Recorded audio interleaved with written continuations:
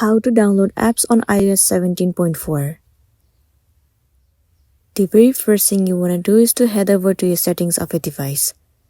In here, you have to make sure that the internet connection that you are connected to is stable enough. And the next thing you want to do is move into screen time. Scroll down and head over to content and privacy restrictions. You simply have to disable this option. Enter the password of your device. Once this feature has been disabled, now go back to your settings and then head over to General. Head over to Software Update.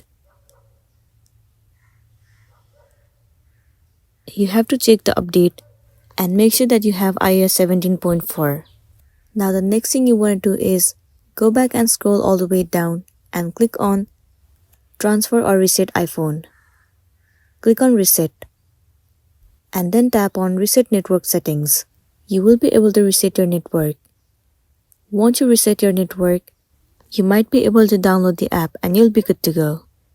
So that's all for today, and this is simply how you can download apps on iOS 17.4.